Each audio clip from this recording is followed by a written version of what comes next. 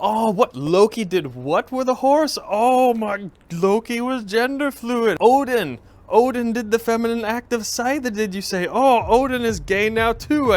Thor dressed up in a wedding dress. Thor's a cross-dresser now, you say. Oh, I didn't know. Oh, does that mean you think we should do everything the gods did? Huh? Do you support everything the gods did in the myths? Is that what you are saying, huh?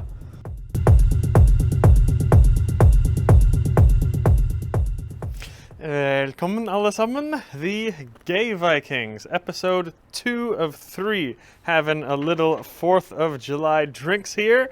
Might as well make this video before I get too drunk and say some insensitive things, so going to be completely polite and academic in this video.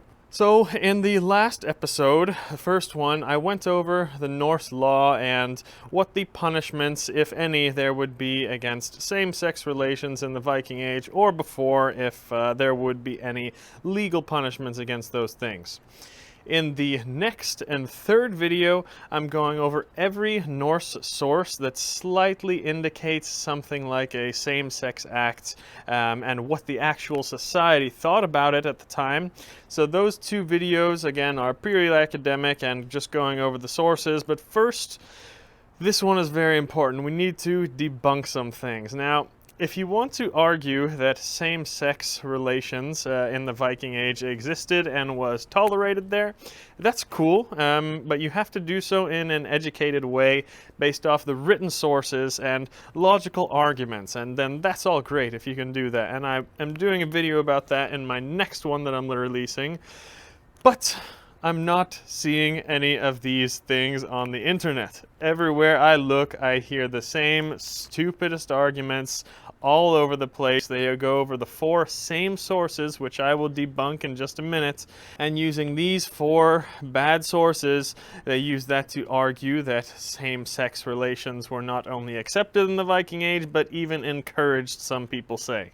And these arguments are coming from people who have not read any of the sources, and they get their information from Marvel movies and Vikings on TV. And to be fair, some people even with PhDs are making these same arguments. When those people know better, they know that they know better and that these arguments are not academically valid, they would get a failing paper if they handed it into any university, but they write the articles and videos anyway online, parroting the popular agenda so that they can get some clicks. As you know by now, I am not one to say things to please the masses. I would rather piss off both sides than appeal to just one of them.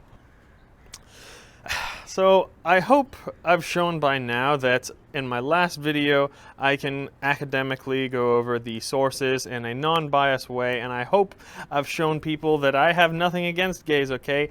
I came up in the techno scene in Berlin, okay? I've partied at gay clubs, gone to gay parades, I supported all that. I was in a gay club in West Hollywood 2 weekends ago. They have the best music, okay? And I like to dance sometimes, so I go to those. And let me tell you something. I like to party, okay? 90% of straight people, they're boring. They're just so boring for me, especially around my age. A group of straight guys, how they would start their night is drinking at about 6 p.m. and go out to some crappy bar or brewery or football game at 8 p.m. and they'll be tired at 10 and their girlfriend will be whining and say, oh, my girlfriend's gonna get pissed off, I gotta get home, guys. And then they end up passed out at home, kebab all over their face at 11 p.m. No. I don't even start drinking until 11 p.m., okay? Unless it's today. Today's the day for day drinking. But we don't even go out to the clubs until 1 or 2 in the morning. Then we're partying till 6, 7, 8 in the morning, okay? So most of my clubbing and festival friends are gay. I don't want to hear anyone start talking about me being homophobic or me having an agenda. And don't call my subscribers or the people following the channel homophobic either. Look. Nobody is angry. Nobody is angry at gays because you like to sleep with another man. Nobody is mad at trans people if they want to get some gender reassignment surgery.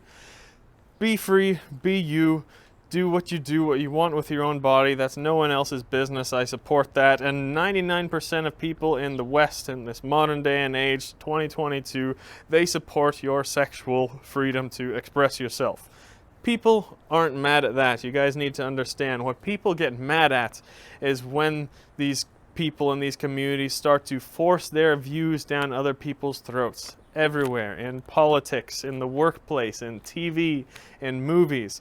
Now they're even doing it in elementary schools. This is why people are mad. It's not because they have anything against anyone's sexual activities. It's because a few of those people in the community, the loudest and the most powerful ones, are forcing their views on others, and it's ruining it for the rest of them. And all my gay friends agree with me, okay, that the loudest, most aggressive minority in that community is giving a bad name to the rest of them. This is exactly what we're here to speak about today, because this exact same thing is happening in the Norse community too. They're pushing it on our ancestors, our history, and our native religion. So here we go, on to the debunking. So everywhere we look, we see the same three arguments talking about Loki and Odin and Thor being gay or gender fluid. Oh, what? Loki did what with a horse? Oh my, Loki was gender fluid. I didn't even know. Odin did the feminine act of Scythe, did you say? Oh, Odin is gay now too. I can't believe it. Thor dressed up in a wedding dress. Thor's a cross-dresser now, you say. Oh, I didn't know. Oh, does that mean you think we should do everything the gods did? Huh? Do you support everything the gods did in the myths? Is that what you are saying, huh? Well, how about all the other events in the myths? Would all those things be considered honorable and acceptable behaviors in the Viking Age too? Does that mean those same people support holding a woman down while Odin has sex with her against her will, like Thor said he would do in the poem Edda-Hárbarðsljóð? Does that mean you approve of something like Skírnir forcing the giantess Gerdir to marry Freyr against her consent with threats of violence and trickery, like he did in Skírnismál? Do you believe that?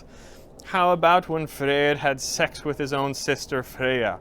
And then Loki being queer, people love to speak about this, but how about when he's described in the myths as the originator of deceits, and when he does all these horrible things and he is titled the disgrace of all gods and men? Do you approve of all of Loki's behaviors as well? Yeah, I didn't think so.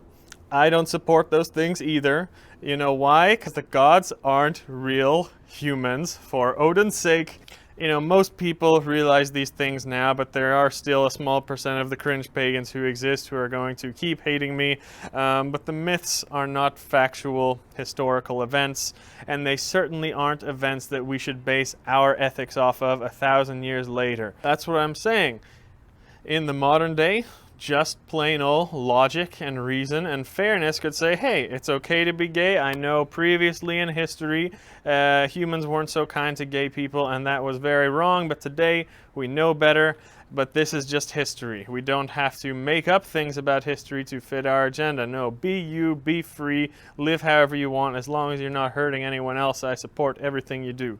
We should base our ethics and our behaviors around logic, reason, honor, not a couple of myths that happen to fit your agenda while you ignore all the other myths that you don't like. So that's the first thing.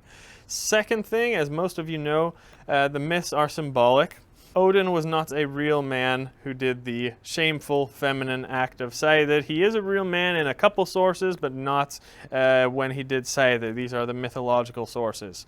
Odin is a deity. He is a spiritual entity that can possess humans with a frenzied, ecstatic, euphoric energy. This is what Odin's name means when it's actually translated. And this is why Odin is associated with Scythe, because the females, and even one male we have on records who practice Scythe, they would need to invoke and be possessed by this frenzied, ecstatic energy that Odin is in order to complete that ritual in the most effective way possible. I'm not saying you have to believe this. I'm just saying that humans and shamanic rituals and cultures all over the world believed these types of things, that in these frenzied rituals that they were being possessed by the energy of a god. Next one, the myth about Thor cross-dressing is not about a big strong man who liked to put on wedding dresses, okay, and talk like a woman. Thor represents the life force and the aura of all living things. When Thor loses his hammer, Mjölnir, which represents our heartbeats, the driving power of that life force, this is a story about when we're dead and our life force is gone and it's out in the realm of the giants looking to be reborn. And in order to do that, Thor has to put back on the wedding dress, the outfit of Freyja. Freyja is the egg, just like the life force has to disguise itself in the egg in order to be reborn. So we're the Vikings sitting around and waiting till the egg came out of a chicken's ass, or a woman has a period and then they started worshipping the egg as Freyja. No, of course not. Freyja is not the egg. Freyja represents the incredible powers of creation and spiritual energy that resides in that egg. This is also why Freyr has sex with his sister, Freyja. Freyr is the seed. I've done videos about all this. No, he's not the seed, but he's the energy associated with the seed. He's that consciousness, he's that spirit. This is what animism is all about. Now, Loki is the catalyst. We don't really have a close English word for it, but it's pretty clear that in very ancient times, Loki seems to be like the bender of stories or something like shaping the future, something like that. We don't have an English word for it, but Loki is basically the spiritual energy in the universe that instigates all change, which is why he pops up in more myths than every other god, especially the ones with Thor and Odin that represents a change in our life, nature, or the universe. These are not my ideas, guys. Scholars for 150 years now have been saying these things if we actually do some reading. Now, the myth about Loki changing into a mare and having sex with a giant horse to give birth to the eight-legged horse Sleipnir, that myth's a bit difficult, and I at least haven't read any convincing interpretations of that myth, but I hope we can all agree that it's not possible for a human to do this. But, you know, a rough general possible interpretation is as told in Gylfaginning. And remember, this is a source written by a Christian about 200 years after the Viking Age, so this is not going to be 100% reliable. But it's a myth about very early on in the chronology of the initial forming of the universe or world. So early that Valhalla and Asgard, the realm of the gods, did not even exist yet. What also didn't exist is the border in between these realms. The realms are the 9 worlds. And it turns out that there is actually some scientific validity to this, which I did a video on a while back. So the gods in this myth, they enlist the help of a giant and his horse to build a wall around Asgard. If the humans were alive at the time, they would have been able to open their eyes and see straight into other dimensions, walk straight into the realm of the gods. We can't do this today because these borders now exist. They were built eons ago, but back then it was not a separate thing. So the giant is actually unnamed. We don't know what the giant represents exactly, but just remember what the giant's names mean. Jotnar, it means the devourer, devouring one. So they are different devouring forces or entities in the nature personified. Giant's workhorse was called Svadilfar, which means unlucky traveler, and this horse pretty much built the wall and the realms all by himself. But exactly what this horse is, we don't know. What we do know is that when you get a horse that is named Unlucky Traveler, and then you combine that with Loki, the catalyst, the force in the universe that brings change, what do you get? You get a baby out of it. Loki gives birth to Sleipnir. Sleipnir is the best of all horses, and that's the horse that carries our soul in and out of our body into the different realms in death, in sleep, trance, meditation, astral travel, things like that that they believed in back then. Sleipnir's name, directly translated, means the slippery one. Just as our souls slip in and out of our body, this part we know as cultures around the world have similar beliefs, either an 8-legged horse or some other animal that you have to ride basically to let your soul come in and out of your body during shamanic rituals and trance states, things like that. Now, shape-shifting like Loki did, is actually a real ritual that humans believed in, but it's not changing yourself into a horse. It's simply sending your spirit, your hugad, out to take control of another animal. So it's a common example of real religious ritual inserted into a cosmology creation myth, and that's the reason that this myth is told the way it is. It might not be 100% correct what I've told you about now, and there's definitely missing parts, but I think we can agree that it's probably not a myth that was created in order to suggest that it's okay for a man to bend over and take it up the bum by a horse, okay? Yeah, any interpretations that you guys have, I would love to hear that in the comments if you can fill in some of the missing pieces in this myth. That's why I make these videos, to share ideas. Anyway, on to the final source that people use to argue for same-sex relations in pagan culture and the Viking Age, and that comes in Guðmundar saga, where Guðmund has sex with a man. I'll get to the whole story in a minute.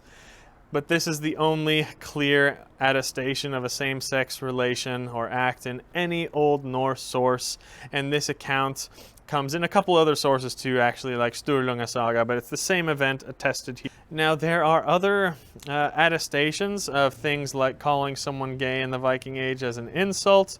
There's even some, perspectives on that to tell about what people thought about it, but there is only one single undeniable attestation whatsoever of a same-sex act that we have in all the Old Norse sources. And in this source, Guðmund, in his quest of revenge, captures his enemy, which is another man, and also his wife, and he plans for them to both be, you can't say the word here, but it's that 4-letter R word where you penetrate someone who is unwilling. But Guðmund has his enemy, the prisoner, be the passive part of that sexual act completed by another man. And he was the victim here. The victim was penetrated, and he was the one that was shamed. And Guðmund was actually not regarded as being shameful for the act that he did, because he was the active part of the sexual act. And this is the argument that people make all over the internet, that in the pagan times and the Viking Age, only being the passive recipient of a same-sex act was shameful, but if you were the active part, if you were the pitcher, you would not be shamed at all. And this is a similar concept of what was believed in practice in ancient Rome, and I think even Greece too, I believe.